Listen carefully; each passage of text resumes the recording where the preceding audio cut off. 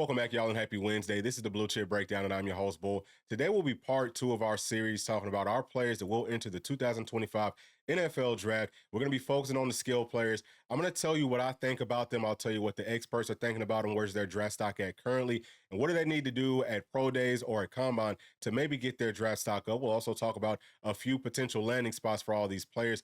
Please, as always, y'all do us a very big favor. Make sure to like and subscribe to the channel. All right, y'all, we're going to start this thing off with former Tennessee running back Dylan Sampson, listed at 5'11", 201 pounds. He had 1,491 yards, 5.8 yards per carry, 3.7 yards after contact, and 22 touchdowns on the ground in 2024. He also had 20 catches for 143 yards. Now, he's been clocked as fast as 22.6 miles per hour. I think that would be somewhere between like a 4.3 to a 4.4. We all know that he's a true track guy, and he's projected to be a 3rd or 4th round draft pick. Let's take a look at some of the teams that could potentially be picking up Dylan Sampson. And we are looking at NFL mock draft database. If this is your first time watching one of these videos, I love this website for videos like this because they average out all the different mock drafts. So I think that you get a pretty good idea of what most people are thinking. But Dylan Sampson has a 3rd round grade on this website, which is about what I would expect.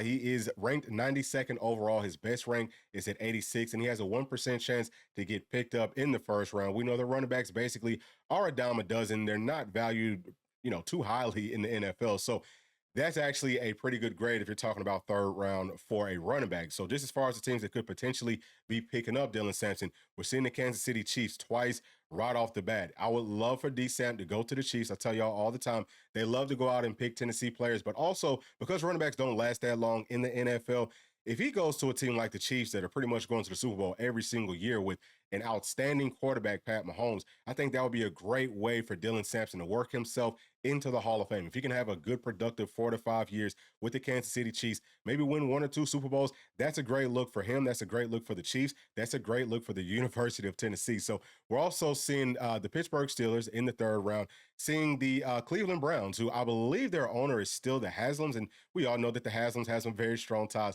to the University of Tennessee. Seeing the Washington Redskins, I really like all these places for D-Samp to land. I don't necessarily love him going to the Browns, but the other ones, I like those places a lot for Dylan Sampson. Also seeing those Denver Broncos. Now, I don't like Sean Payton because I'm a Falcons fan and he used to coach for those Saints, but he knows how to use running backs just like Dylan Sampson. A whole lot of the comps have said Alvin Kamara, who obviously did a great job up under Sean Payton with those Saints. So that could be a great place for Dylan Sampson to go as well. But we'll just kind of scroll through and y'all can take a look at some of the other mock drafts and things like that. We're seeing the Dallas Cowboys a lot, seeing those Indianapolis Colts, also seeing those Saints. I know the D-Samp would love that being from the boot, but there's several pages right here of all these mocks.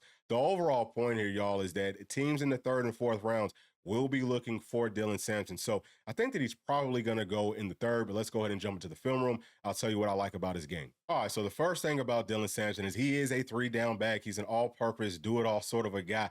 He can run any sort of a scheme that a team might want to run, whether that's inside zone, outside zone. He does a beautiful job of setting up his blocks, running with patience, but then exploding through those holes. He knows how to get skinny, and he will run through contact. He has excellent balance, whether that's with, arm tackles, shoestring tackles, or whether he's just straight up running through somebody. That's one of the probably more underrated things about Dylan Sampson's game is he's very tough to tackle, and he runs very hard. He's very, very physical. He's tough to bring down. So I love all those things about his game. He can also catch the football coming out of the backfield, has very good hands, and he looks great out in open space. I think that he's a guy that you might want to utilize on special teams. Now, he didn't do that too much at Tennessee, but just watching the way that he moves, looking at his vision and things like that, all of, everything that I'm talking about here, it just says this is a playmaker. That's the biggest thing with Dylan Sampson. And he's looked really good this season as a pass blocker. That was something that I was worried about preseason was, hey, can Dylan Sampson hold up at the point of contact versus some of these bigger linebackers and ends and tackles and things like that? He actually did a very good job of that this season, so I'm proud of him for that. If there is any knock on him, it would be that he fumbled way too much this season. It kind of felt like in almost every big game, he fumbled. So he's got to do a much better job of that. I don't know how he's going to be able to prove that to any of these NFL scouts, coaches, and GMs, but if he can somehow, find a way to make them feel more comfortable about the fumbles, which he really only did in 2024, I think that he is a guy that for sure would go in the 3rd round, potentially in the 2nd round. As we also talked about, he's got that breakaway speed. So he's a player that I believe will test very well at the NFL Combine and or at the Pro Day for the University of Tennessee. I'm expecting for him to maybe get down to about a shade up under 200 pounds. I think his playing weight is going to be somewhere between 205 to 215, but he's going to want to cut some weight and, get back into the lab. But straight line speed is something that he does very, very well. I would not be surprised if he runs a sub 4.35. So we're talking lower 4.3s, and he might even be able to break into the 4.2 range because I'm telling y'all, he is a true speedster. So that right there should help him out tremendously. All of his numbers, all of his metrics, whenever these teams sit down and talk to Dylan Sampson, they're going to love what they hear because he's a guy that's kind of been doubted on every single level. I mean, pretty much starting all the way off in high school where he actually broke Eddie Lacy's all-time rushing record at Dutchtown, which that says a whole lot. But then he comes on up to college where even I was kind of doubting him some preseason. I knew that he'd be good. I had no idea that he was going to be this good. He's the best running back that Coach Heupel's had. He's better than Jalen Wright was last season, and I did not see that happening. But either way, he comes to the University of Tennessee, breaks our all-time single-season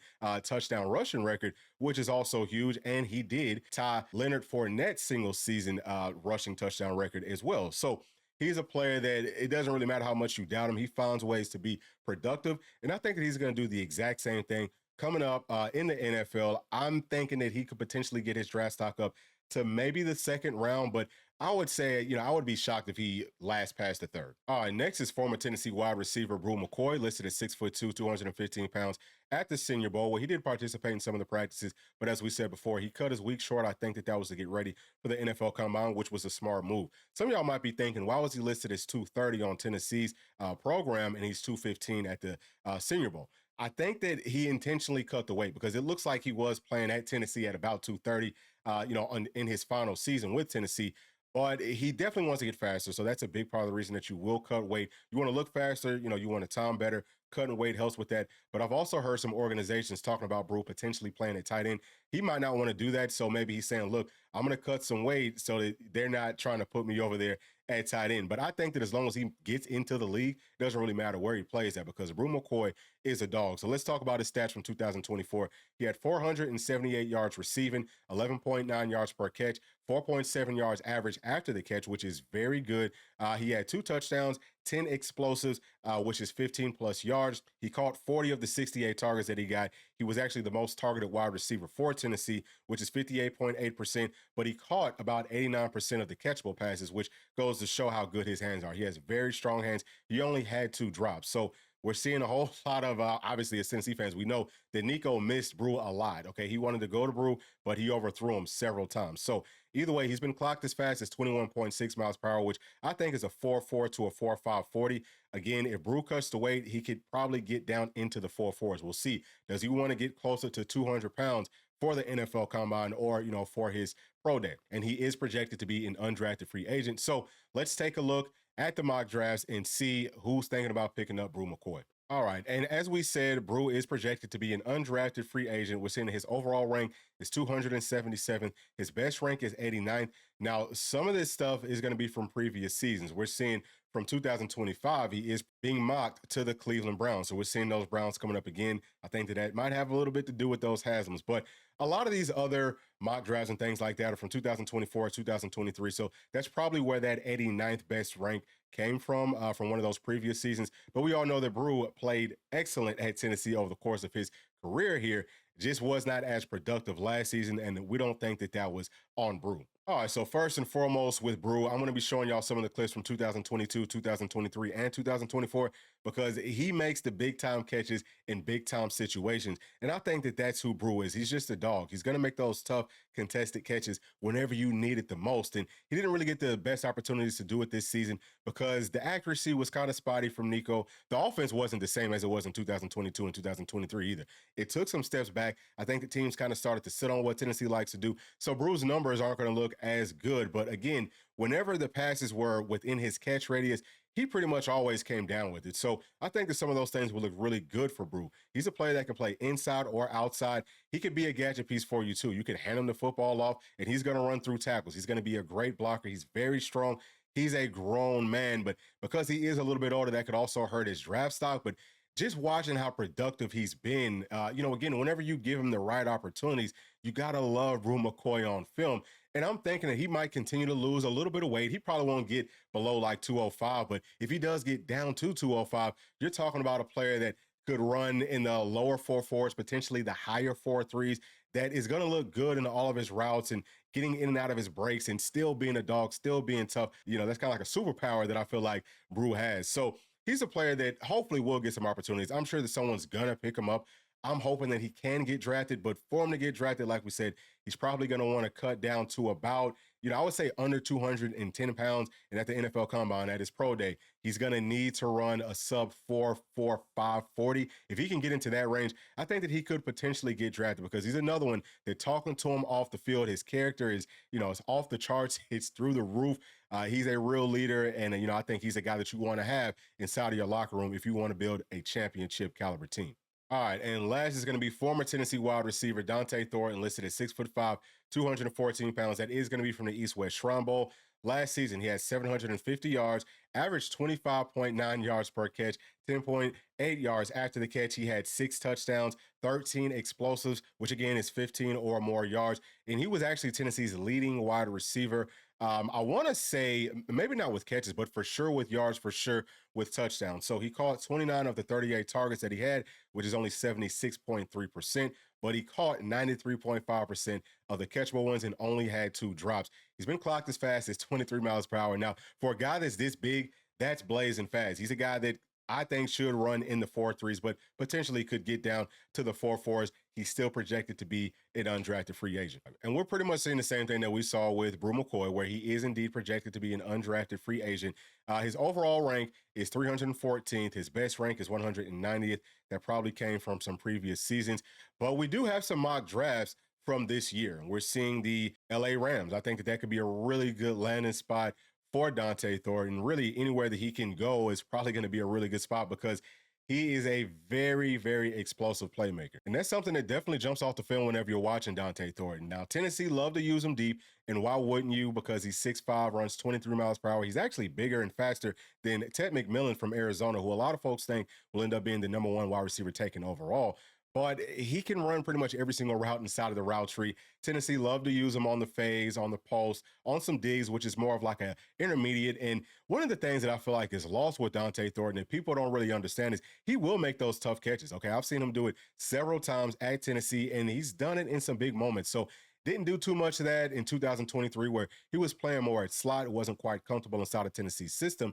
But once he did get more comfortable on the outside, we really saw Dante shine and flourish, and he was pretty much unstoppable. So he got, I want to say, like the least amount of targets out of all the, starting caliber players, but he was the most productive. So that says a lot about Dante Thornton. And again, with him playing at slot, also playing on the outside, something that the NFL will ask pretty much all the wide receivers to do. That's going to look very, very good for him.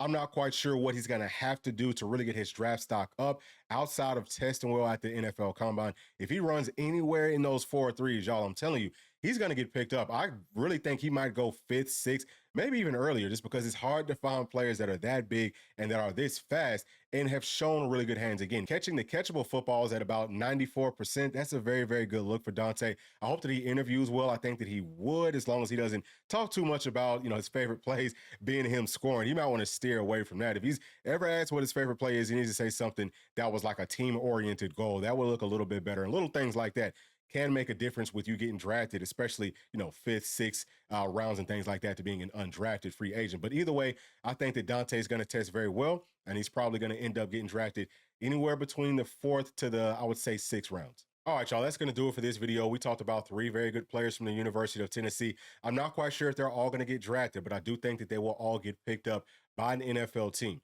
Once they get on the roster, I think that they will show improve, and they'll probably go on to have very successful and productive NFL careers. With a little bit of luck on your side, you have to go to the right organization that's going to utilize you the correct way. You also have to stay healthy. So going to be praying for all these guys, and we will circle back around after the Combine, after the Pro Days, and talk about, did they help themselves out, or do we think that maybe they went backwards, or did they stay stagnant? Either way, we definitely appreciate y'all support on this channel. Please also consider supporting our other channel called Sports Legends. It's very similar to this one, but that channel is everything national. This one is just going to be about Tennessee. So thank you so much for all the support in advance. And as always, please do make sure to like, subscribe, hit that notification bell, share with your friends, family, and other volunteer fans. And we'll see y'all on the next one. Thanks. Peace.